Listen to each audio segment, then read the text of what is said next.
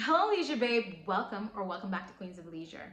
Today, I want to address the big fat elephant that's in the room that we're all pretending isn't there. We're pretending this thing isn't happening, but it is. We are going through a recession.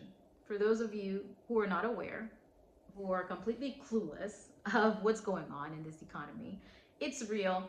The interest rates are at an all-time high. We are The housing market is suffering. There's so much stuff that's going on. I want to check with you guys to find out, how are you surviving in this recession? What are you doing to cut your costs? How are you preventing debt? How are you putting a stop on spending? Well, we can't put a stop fully on spending, but how are we managing our spending habits, etc.? It's great. I'm excited today to share a few tips on what I'm doing or what you too could be doing to help you to thrive and not struggle in these hard times. All right, we're going to start with the debt first. Debt by 8,000 swipes. You get it? Swiping your credit card. Anyways, it's corny. I like it. So let's talk about debt. Let's talk about consolidating your debt, guys. There's so many things we can do. Some of us are probably unaware. If you have, let's say, credit card debts, it's number one. It's the number one, should I say killer? The number one dream stopper? No. Well, it's big on top of the list with the big stuff that's basically um, taking us down. Americans. Well, I'm not American, you guys are, but taking us all Americans down. It's the debt, credit card debt. You probably don't know that you can call the bank and talk to them and find some sort of like resolution when it comes to your debt. For example, you can call them and they can assist you by putting you in some sort of like hardship program where they can reduce your interest rates to zero and have you start paying however amount you are able to pay, especially if you're unemployed, or even if you're employed and you want help. I want you guys to not sleep on that. Call your bank if you have these high interest credit cards and call them up. Try to set something up with them. Don't let them call you and harass you. Try to be more proactive when it comes to your debt and not avoid it.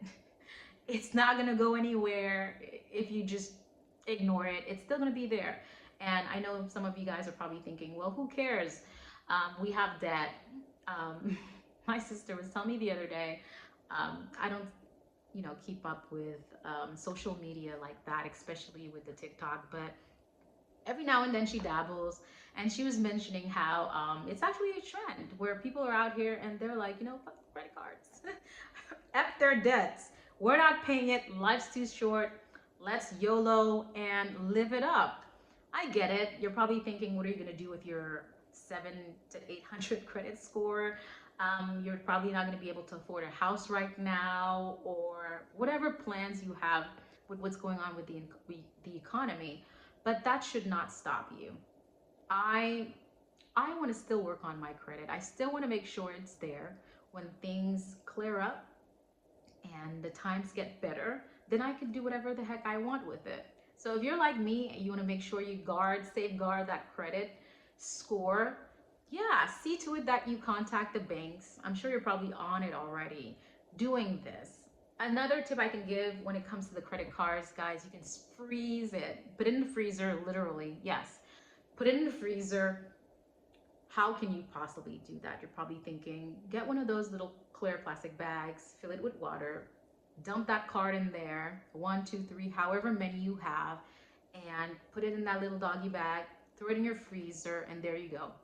It's gonna freeze. Who's gonna have time to wait until the card actually defreezes or defrosts, whatever term you want to use, until you're able to swipe it? No, especially if you're going to the store or you're going to the mall, unless you're like literally you're dead set on using that card. But if it's in the freezer, you're probably gonna be like, you know what, whatever, some other time, right? Not today, devil.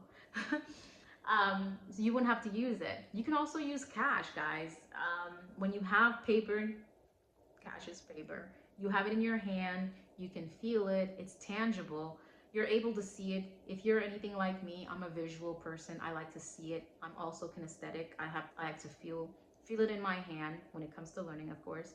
But we're not talking about learning. But you can use the cash that you have and see it, visually see how much you have as you're paying for things. And if your budget is 50 or you have $100, you budget whatever it is that you need to budget, and by the time you know it, with you paying stuff, bills, or buying things you need, you're gonna you're gonna see it deduct, and then you'll be able to possibly manage it more. In terms of the credit cards, you can use your credit cards if you must use your credit cards, especially the ones that have points or rewards. You can be smart by using those cards that's actually going to be more beneficial to you, as opposed to the constant swiping. Um, as I mentioned earlier, with the cards, it's easy to swipe the card because you're like, okay, you're swiping it, you're not seeing the tangible effects of it because it's just a card, you swipe, you go, until you log into your account now and you see the numbers. They're not, they're not giving. So perhaps then that's when we're able to sort of like reel it in and sort of like put a stop to the swiping. We talked about the debt. Now let's talk about the spending habits. It goes into the debt. When it comes to the spending habits, ways you can avoid falling into that trap of spending is social media. You may ask, Mars, what does social media have to do with our spending habits? Let's start with IG, Instagram. For the influencers out there, as a potential influencer myself, I am not advocating for buying this, buying that, and all that stuff. I am here for a different purpose. But not being on your phone, strolling on the internet, on IG or Instagram, or your favorite IG influencer who's going to suggest that, hey, this top is going to, have you looking like your best self at this party, or buying this gadget that you know you don't need, or this extra thing that's supposed to miraculously make your life better. Lies, lies, all lies. I know we all are looking for ways to escape. Emotional spending is real, just like emotional eating.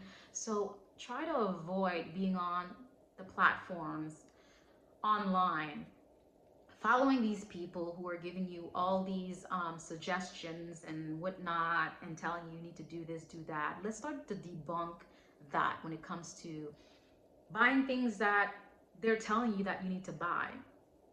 Avoid that. The feeds will come up and it will suggest, not just the influencers, the feeds will come up, and the online stuff that's on Instagram, it's going to suggest for you to buy this, and by the time you know it, you're going to be like, you know what, yeah, my life is miserable without that red hoodie or that pink lipstick, which when you buy doesn't even look pink, it looks more like maroon, or it's orange, and you're frustrated, you're angry, like, how did I let myself or allow myself to fall for this? Because I know better. It happens to the best of us. So give yourself grace. And to avoid this altogether, just unsubscribe to some of these Instagram influencers. They could be triggering. If you're being triggered by what is being shown, you feel the itch, you know yourself well. I can't tell you what to do. You know your triggers, you know your addictions, you know what you struggle with, you know your weaknesses. I'm hoping you do by now. So you know yourself. So if you know yourself, you know you can't handle it, then it's okay. Then don't do it. Unsubscribe. Let it go. In terms of spending, again, let's talk about our groceries now. We all eat. We all have to eat, okay? Whether we're going through a recession or not, we have to eat. Whether you eat clean now or eat out, it's up to you. But however, I will suggest that you don't. Not the eat healthy now, the eating clean. When it comes to spending in terms of our groceries, let's buy things that we actually need. Groceries that you're actually going to eat. Don't try, this is not the time to try to buy this ingredients that you're gonna buy to try to make this thing, this sort of meal, that this ethnic meal perhaps that you're trying to cook when you don't have time to do it. You're gonna buy these ingredients, buy these produce, and they're gonna go stale. You're wasting money. Don't do that. I know sometimes we buy things in bulk as well, thinking that it's the right thing to do. Not all sales are good. Just because it's a sale doesn't mean you have to buy it. So avoid buying these things from Costco or what other names, Sam's. These things in bulks, whether it be products or produce. Shop accordingly. I don't know the size of your family. Maybe shopping 1 week isn't for you. You must buy things for a month. Then if that fits within your lifestyle, then go for it. If you have kids and you must buy these things in bulks and you need it, it does not apply to you. But however, if you are single too and your lifestyle doesn't reflect that, let's buy groceries that fits what you're gonna eat, how you're gonna meal prep, so that you won't waste money on your food going stale or going bad. And especially the organics now, the produce are sprayed with pesticides, and they're supposed to supposedly hold our foods longer. I don't know, guys. Do your research, but buy things, groceries that you will need that is going to fit your lifestyle. All right. And in terms of lifestyle, we talked about debt, we talked about spending habits. Let's talk about our lifestyle. How's your lifestyle looking like? Are you eating out? Eating habits, eating out. Do you have to eat at a restaurant every week or every other day or every month? Not necessary. We have to be smart with our hard-earned money in terms of that, picking back from our groceries.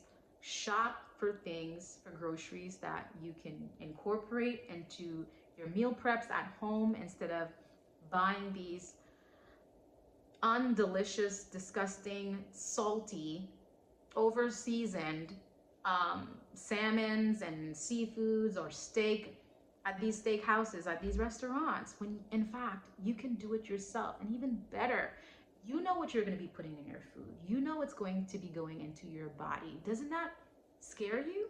When I think about it, at times it does make me a little nervous because we're trusting someone in the back in the restaurant. We don't know if they washed their hands. We don't know what they did, if they stick their hand in their nose, pulled a booger, and decided to start chopping the onions. We don't know. We give so much trust to these people. So much trust. And yet you don't believe in, we're not going to go there. But we give so much trust to these people with our food that we ingest that's supposed to nourish our bodies. No, learn to cook.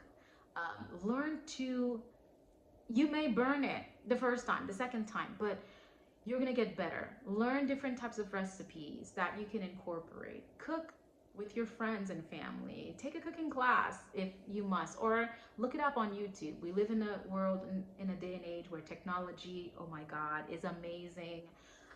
We're so blessed. Our generation is so blessed to live in this time where we can just think about something and literally type it on the internet, on your phone or device, not even a desktop. Our phones, tablets, iPods, you name it. I think even our watch now. You can pull things up, pull whatever you need to pull to learn how to cook and make your favorite dishes. That way you won't have to be at the mercy of some disgusting restaurant. At least it may look clean, but in the back in the kitchen is so disgusting. It's almost like the movie The Ratatouille where there's rodents and rats everywhere, but we don't see it. The front is just beautiful music, ambiance, but then the kitchen is like a kitchen from hell. Don't do it. Learn how to cook your food, and it's healthier, it's gonna taste better, and you're gonna be saving your freaking hard-earned money. If that's not a motivation, I don't know what is. All right. And when it comes to spending, again, in terms of our lifestyle, we want to look good, we want to smell good. In terms of looking good, look at what you already have in your closet. Look at some of my videos. I started having few styling videos. If it's something that you're interested in, please let me know to create more styling videos. We have a lot of basic pieces that we can incorporate in what we already have. Elevated basics where you can look chic, look classy, look put together without having to shop every freaking month or every other week.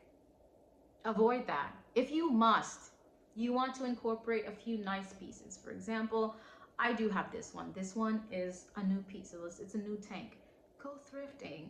Try something different.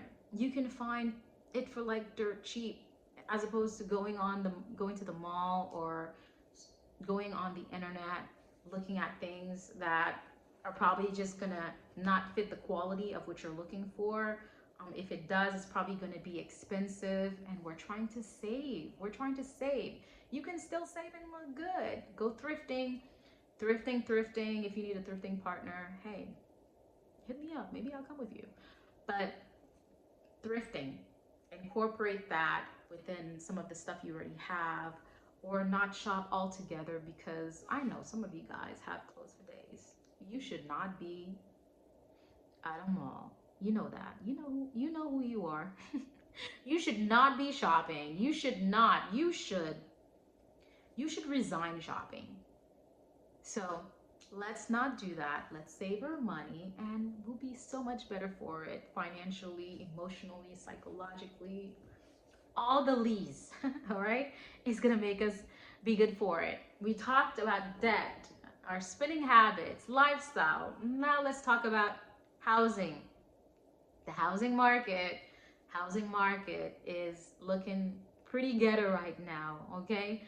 For those of you who actually care, or if you don't care, you don't care. But the housing situation, how's your housing situation looking like? You guys are here. I got distracted. How's the housing situation looking like? Ideas. You can break your lease.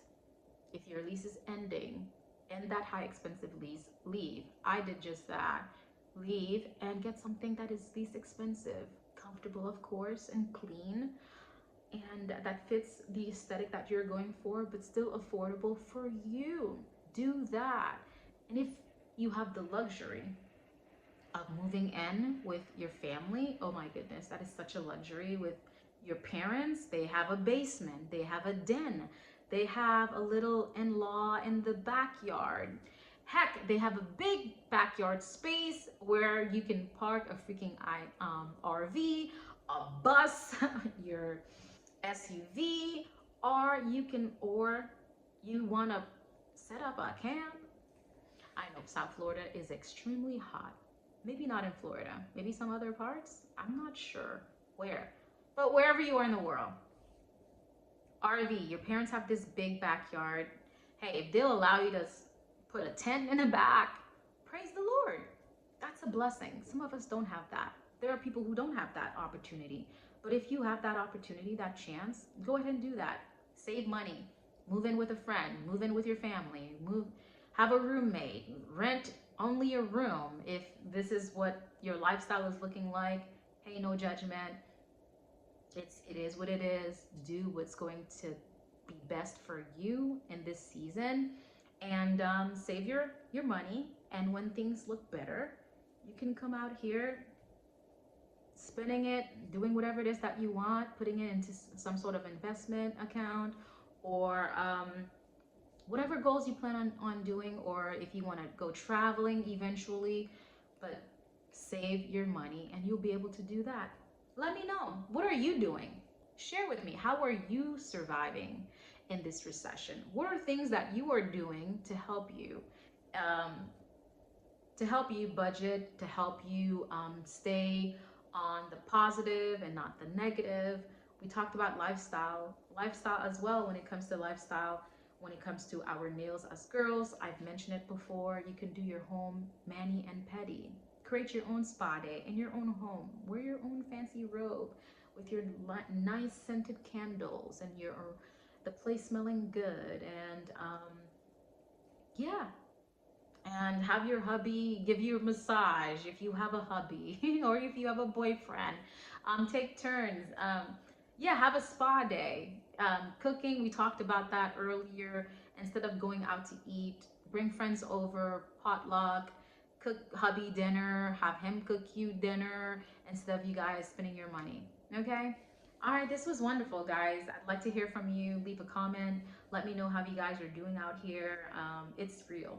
Okay? It's real. It is real. Adulting and this situation we have going on is freaking hard. So I'd like to hear from you guys. Share your thoughts, comments on how we can thrive together and survive together, and come out on the other side of this chaos. Until next time, I look forward to connecting again. Bye for now.